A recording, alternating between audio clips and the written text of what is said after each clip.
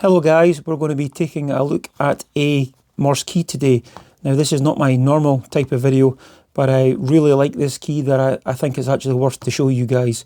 Now I've taken a bit of a punt buying this key from AliExpress, but it turns out that it was actually a pretty good choice. So let's actually take a look. Now the key actually came extremely well packaged, and it actually came in a bigger box which of polystyrene. So here is the key here. Now this is extremely well made. It's solid aluminium all round. Now I'll talk a little bit more about the innards in the middle, and it's actually got a nice bit of weight to it. Now for comparison, there is my CW Morse pocket paddle, and as you can see, it's a fair bit smaller. Now with this key you get key paddle, you actually get an Allen key. Now funnily enough, these screws that are on here, they appear to be imperial, but whereas this key seems to be metric that they've given you, but for these side screws, the adjustment screws, but you know, that's neither here nor there, it works. So instead of having a spring return like what this does, this has actually got a magnetic return, and this is actually what led me to actually buy the key. Now, as with all keys, you've got a couple of adjustments. You've got adjustment for the spring return, in this case the magnetic return, and then one for the spacing.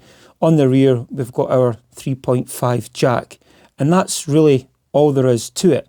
But it's just, I'm amazed what you can actually get for your money. Now, I'm not getting political here.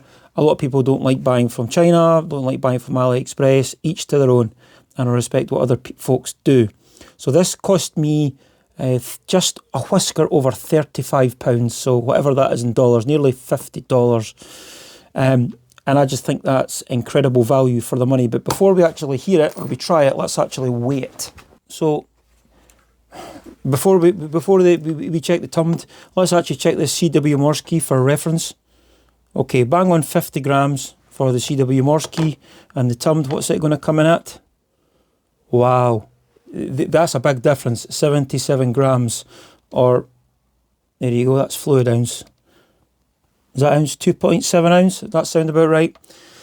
So it's actually a lot heavier than this 3D printed key, which is maybe not actually so surprising. Let me just get rid of this. Now if you do decide to buy one of these, and I'll put a link in the description, I don't get anything from it, it's just the link where I bought it from.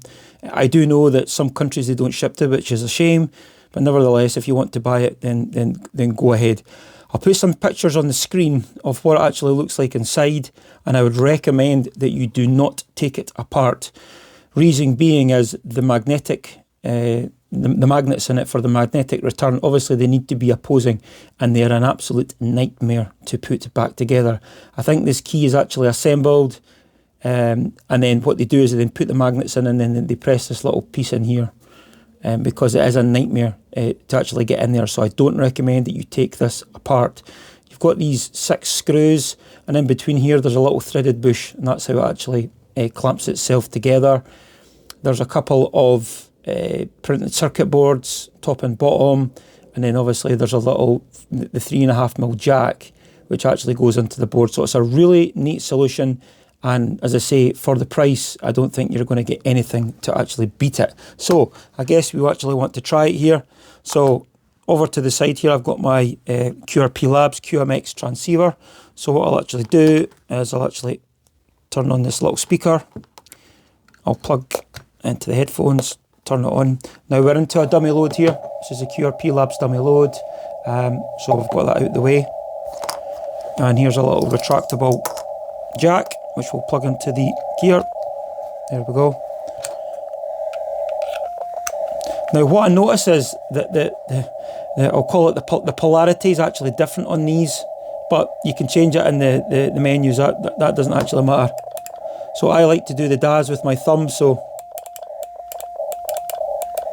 see, that's a bit fast for me. That's at 30. Let's go back to 20.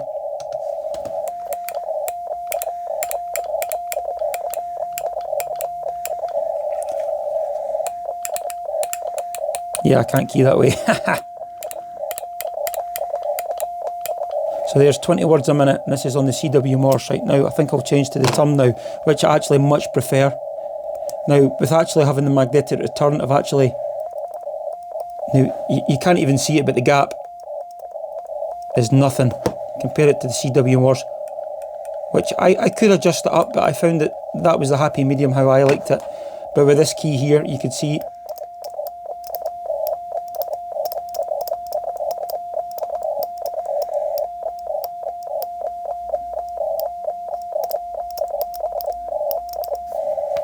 so there we go, guys. And I'm not a fast keyer, but we can get it going up.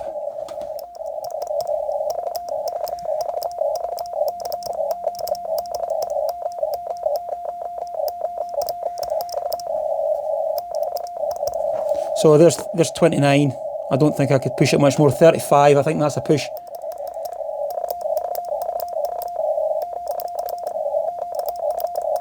Yeah, that's too fast for me. 30 is about max that I could send it, but I can't read it that. So if you're actually a quick CW sender, then this key's, it's not going to be any issue for you, but their turn is lovely. It's just so much nicer than the CWMRs. No offence, this is a lovely key and I do like it very much, and I'll still keep it, but I wanted the backup for going into the field, hence why I bought the tum tier. Right guys, so that's really about it. Not really a lot to show, but I wanted to show you that because I really do like this key and I think it was worth the 35 some pounds. Okay guys, all the best, 73, and we'll see you in the next one. Bye for now.